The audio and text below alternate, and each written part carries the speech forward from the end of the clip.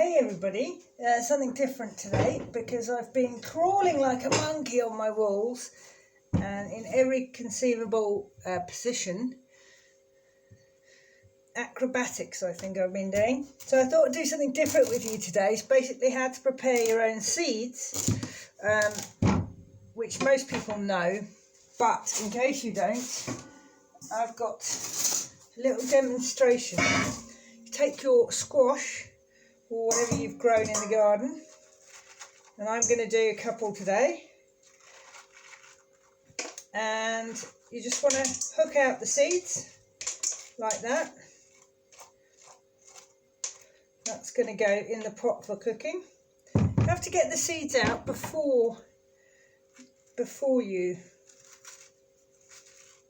cook it, obviously, otherwise your seeds won't grow. I've got a whole variety of different squashes here, but we're just going to do a pumpkin and maybe another one. So I've got a bowl with some pith in, and I'm just going to do my best. I have washed my hands, just in case you're wondering, to get all the seeds out of the pith.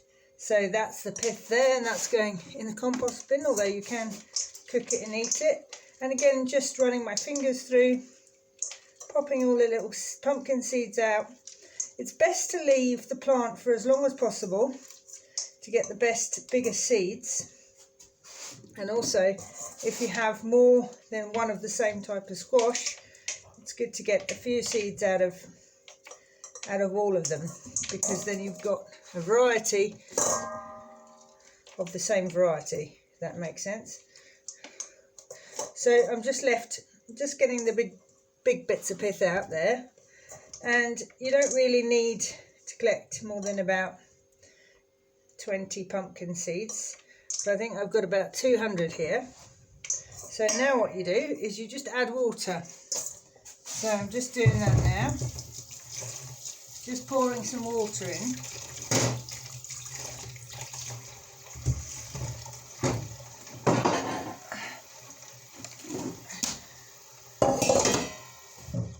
Sorry about that. So yeah, I've just added water to my bowl, and now what I'm going to do is just sort of run them through my hands and wash them, because what you're trying to do here is remove the slime from the seeds, and now that's just a sort of a wetting of the seeds, and then you just drain them out in a sieve. So yeah, just draining them out in the sieve there, and they've all come out. And now that they're there, I can sort of squish them around in my fingers a little bit more, and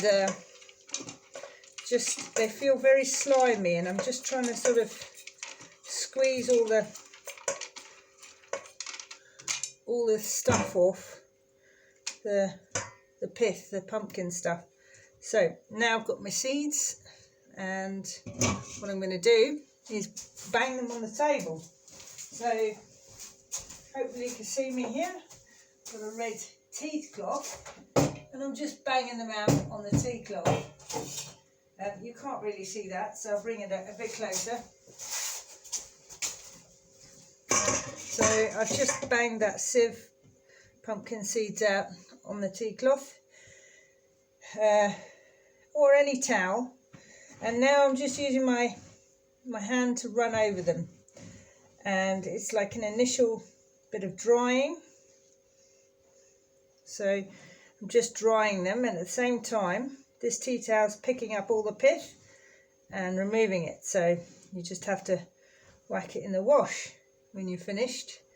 So this takes that sort of slimy outer layer off your seeds, which you want nice dry seeds, clean dry.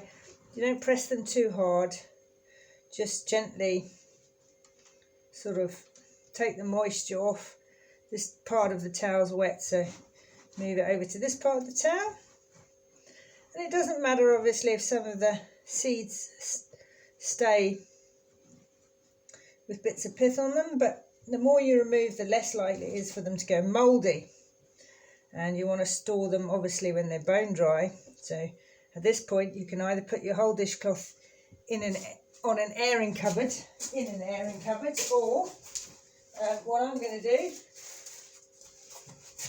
is just transfer them to a drier napkin,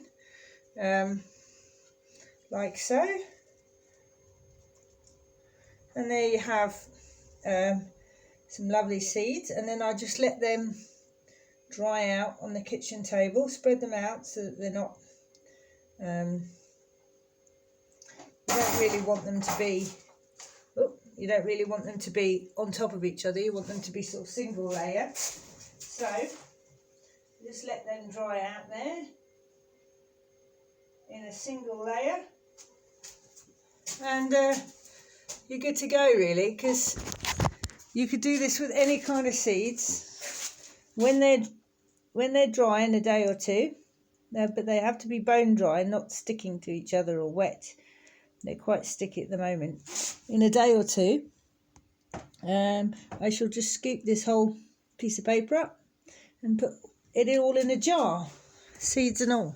So that's how you prepare your seeds, and I'm going to do it with a selection of different pumpkins, and you could write on your piece of paper what kind of pumpkin it is, so you don't forget for next year, because sometimes all the different pumpkin seeds can look the same. But yes, you could do that with any kind of seeds, tomatoes, cucumbers, you name it. Some things like roots, potatoes and artichokes, you don't do that. There's a whole different method, so I'll show you that another time. Thanks for watching the daily vlog, and more with you tomorrow.